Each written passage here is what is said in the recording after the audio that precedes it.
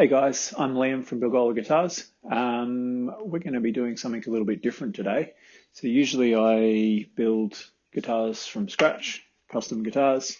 For example, this is my Mufasa model. But right now it's Easter 2020 and we're in the middle of the COVID-19 pandemic. Which unfortunately has seen a lot of musicians and workers in all different industries out of work, and consequently, obviously, not everyone has the money or not everyone wants to spend their money on a full custom guitar. I had a customer who contacted me a couple of weeks ago and they were interested in doing a guitar. Budget was a little low to make one from scratch. So what I suggested was buying a kit, and we'll put the kit together and we'll customize the kit. So we did, and we went with a kit from Pitbull Guitars in Australia here. So we've gone with the SG. This version is the all mahogany kit that Pitbull do. They have a few different variations with the SG. They do one in basswood. They do basswood with a flame top veneer, and this one, which is, I guess, the better quality mahogany version. So with your kit, you get your body, you get a neck, and you get a bag of hardware. This is the first time that I've ever built a kit, first time I've even seen a kit, so it's been interesting to have a look at it from a quality perspective, see how it comes out. Obviously these things roll off a CNC machine in a factory in China. They're pumping them out, they put them together. No one really, I guess, spends much time going over it from a quality perspective. So it goes in a box, comes out, and that's what you get. So I guess overall I've been reasonably impressed with the quality. It's better than I expected. The neck carve is nice and smooth. The profile of the neck feels good. It's, I guess, a sort of medium thickness neck. It's not super skinny. It's not a baseball bat. When you get your kit, obviously you want to go over it, make sure that everything's right before you dive into it. If there's a problem, then obviously contact the supplier. Having dealt with Pitbull on this kit, I found them really good to deal with, really responsive, really helpful. So I guess looking over it, a few things to look at is to sort of look down the neck and sort of see if you've got any twisting happening or anything like that. This one's pretty good. It's got a bow in it. That's not too much of an issue. The bow we can fix with the truss rod, but we really don't want to twist there because that can cause problems down the track. Fretwork's pretty good. There's a few, I guess, tiny little spaces under the fret, some of the frets, but look, they're not too bad. We're going to be leveling that out later on anyway, so it won't really make a difference. Yes, overall the neck's pretty good. Truss rod's in there, looks pretty centered. The nut is plastic. Obviously plastic's not ideal, so what we're going to do is swap that out for a bone nut, which will give us more tuning stability. Also tends to give a better tone, better sustain. This guitar, we're also going to customize the headstock. We're going to change what we've got here, and we're going to do a Explorer style headstock. So that will involve filling the holes. We'll actually be plugging those and adding more mahogany to the side to give us that, give us the room to cut out that shape. The question that I've had from a couple of people is, what's the neck join like on these? This one, I can't push it in. It's that tight, which is great. That's what we want. That means that we're able to go over it with just a bit of sandpaper and just slowly take that down so we get a nice tight fit before we glue it up. Something else to, I guess, check is the scale length. So your scale length is your nut to your bridge, and for a Gibson style guitar, generally that's 24 3/4 inch. So if you wanted to check that, you can just grab a ruler. Nut to the 12th fret will give you half of that. And so throwing that on there, being in Australia, we actually use the metric system. So I work in millimeters, and looking at that, I get 314 millimeters, which is pretty much exactly what we want to get. So that's all good. The hardware that comes with these kits is cheap Chinese hardware. Don't expect much from it. The tuner's pretty wobbly. Bridge, saddles are pretty wobbly as well. We got some new parts we're going to swap that out for. So we've got some tuners, a bridge, and various other items. Got some pickups which actually come out of a Gretsch, Switchcraft, CCS, pots, just putting some good quality stuff in there. So ultimately this guitar should come out to be a very good guitar. There's no reason why we can't make this good.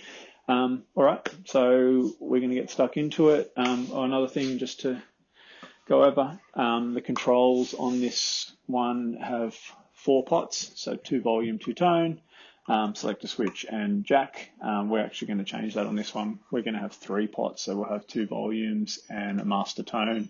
We're going to fill the 3rd hole just by plugging it, so I'll show you how to do that.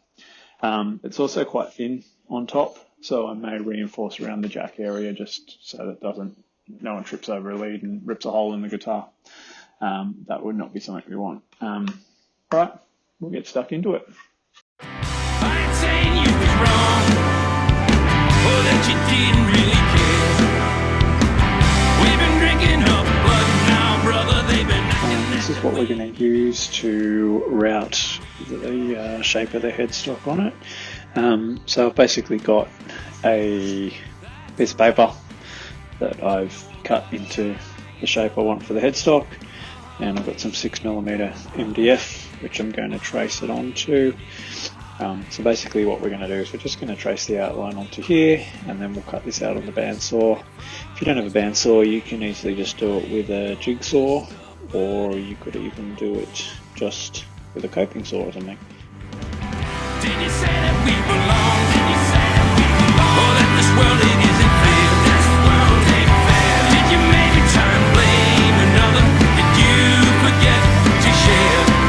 And do you regret it now?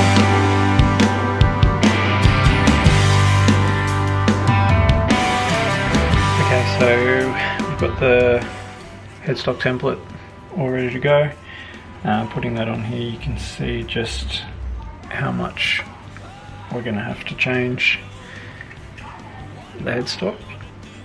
That's okay.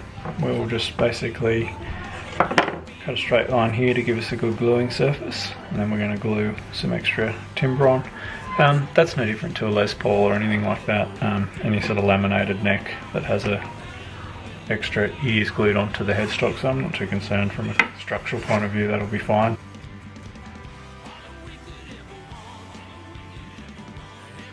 You can see I'll take a cut along this line here, cut along this line here, and then that'll give us a nice flat surface to glue to, and we'll get some more mahogany that'll just glue into each side of there. I'll fill these holes just by cutting plugs out of some more mahogany, gluing those in, and then when the whole thing's done, I'll probably put just a thin veneer over the whole top just to hide it all.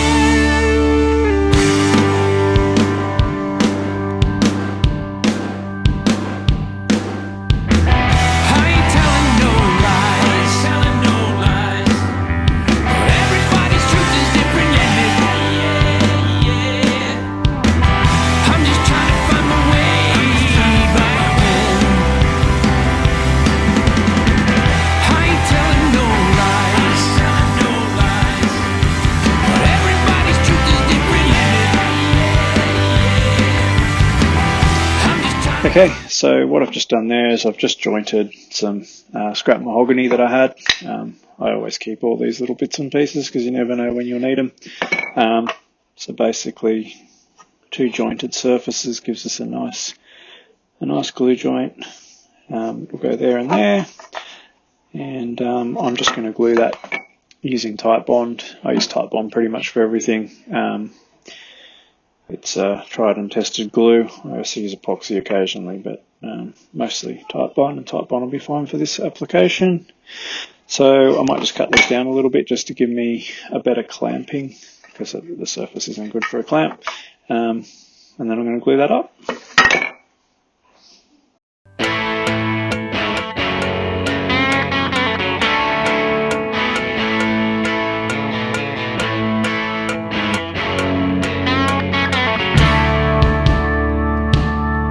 Give us your poor, your huddled masses, and a yearning to be free. The wretched refuse, your teeming shores in the land of liberty. Have we forgot what we stand for? Have we no integrity? Give me your homeless, your huddled masses, and we'll light up a lamp for thee. Where do we go from here? When all of our hope is lost, try to remember people are dying.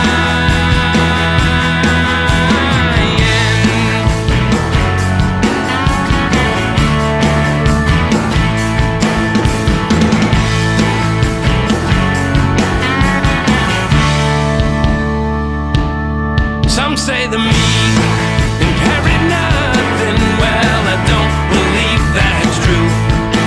They still got rights.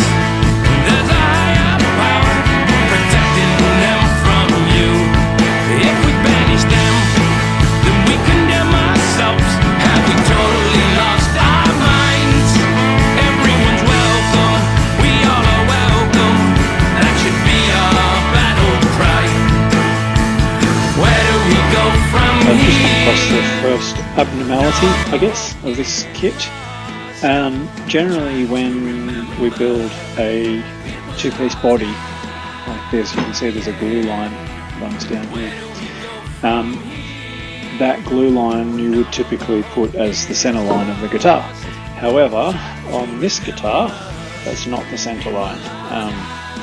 Doesn't really matter, doesn't affect anything at all, but it's just, I guess, something to be aware of and not to accidentally use as the center line when aligning the neck, because that could be a big problem. So I'm just going to basically mark up a new center line based on the position of the bridge pins and draw that in, and then I can use that as my main sort of point of alignment for future gluing the neck and whatnot. My poor little children will one day live in a nation where they will not be judged by the color of their skin, but by the content of their character. I have a dream. Where do we go from here? When all of our hope is lost, try to remember people are dying. Where do we go from here? When all of our hope is lost, try to remember people are dying. So you can see now how far out that glue line is. So usually that would be the center, and now you can see my pencil line here just comes along into the center of the neck pocket, so you can see quite a big difference. You get down here and you're probably, what, 15 millimeters or something, 10 millimeters, so it's a big difference, but not anything that's going to affect the playability of the guitar. So we're going to be changing this control layout from what comes as standard on this kit. The plan is to basically put a volume, and a tone, and then these two holes are actually going to get filled up, and we're going to install the pickup selector switch just sort of centered in the middle in something like that. So there's a hole that sort of gives us this. These Gretsch pickups that we're planning on installing are a slightly smaller size than the humbuckers that would usually go in this. So basically what I'm going to do there is I'm also going to glue in some strips of mahogany just to sort of hide those holes. It's only a tiny amount, so they're barely going to be visible, but that'll just make that nice. And then once we get the neck ready to go on, we'll be able to check the angle, because basically you're going to have your bridge sitting here, and then you've got your neck here, which will give us an angle. And we want to make sure that these pickups aren't going to be too tall. Obviously, they're coming out of a different guitar. I'm not exactly sure what type of Gretsch they're out of. They're supplied by the customer, but basically there's a risk that they could be too tall hitting with the strings, so that may mean that we're just going to route around here, which will sink the pickup down into the guitar to allow for that extra height.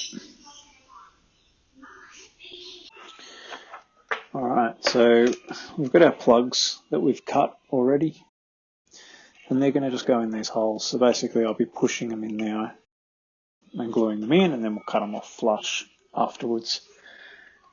When I glue these in, I'm going to try and also align the grain. So I've got the grain running that way. If I align the grain on these plugs, I'll just make them a bit less obvious. This guitar will have a semi-transparent finish on it, so they will be visible, but we're not that concerned about it. It will have a kind of a tobacco burst finish that we're doing. We'll be painting it in nitrocellulose lacquer as well. So a bit of glue on there, and then we're just going to put this in. Just align that grain, push it in nice and firm. That even won't even need to be clamped, just the pressure of these being tapered will hold them in nice and tight. Betty was the girl the young boy wanted. Mike was captain of the swimming team.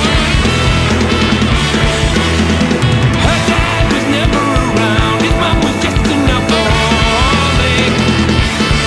Michael and Betty, they became a thing. They fell in love, and it was really love. He swore he never. Okay, so I've got the little infill pieces around the pickup cavities. As you can see, I've just sort of had to find whatever way possible to try and wedge it in there.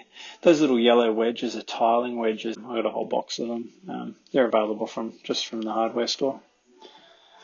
Alright, so I'm going to let that dry now, and then I can move on. One day he did clean. They get a house in New York, they raise some kids just like she wanted. Mike died, but he never got her ring. They fell in love, and it was really love. They swore he'd never leave her side. They fell in love, and it was really love. He swore he'd never leave her side again. Hey! Hey! Hey! Hey, Betty, it's been some time since you've been back. So long since you've been on the scene. Hey, Betty, Mikey's never coming back. I say it 'cause I'm sad, I don't say it 'cause I'm trying to be mean. Mikey's gone. Okay, so I've done a rough cutout on the headstock now, giving us the Explorer shape. What I've done here is I've marked a center line. I've done that by finding the center of the fretboard and also finding the center of this, and checking with the center at the back of the fretboard as well, and then just marking a straight line. It's probably not going to be 100% accurate. If I need it to be 100% accurate, I generally use my laser, but for what we're doing here, it'll be fine. So what I'm going to do now is I'm going to use this template that I made earlier, my routing template. I'm going to stick this onto here, and I've got a center line on here as well, which I'm going to line up with the center line on the headstock. This will be attached using masking tape and super glue. I stole that trick from Crimson Guitars. Previously I was just using double-sided tape. However, it becomes quite a pain sometimes to try and get the double-sided tape off afterwards. With using masking tape, you can just use the painter's tape and it comes off really easy. So just saves a bit of time having to clean up a mess afterwards. So just transferring the center line onto the back here. Alright, so how we do this. Masking tape. A couple of rows of it on here. I'll do the same, make sure I get the back, doing the same on the template.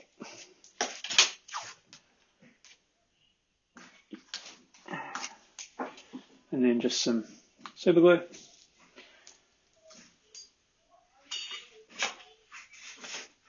I'm just going to put that onto here.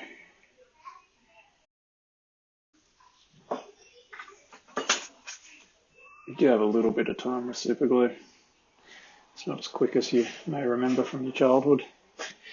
So I'm just lining that up. Yep, I'm pretty happy with that. Let's put that on. We'll just hold that down, apply some pressure so it can stick on. Alright, and now we're ready to route that.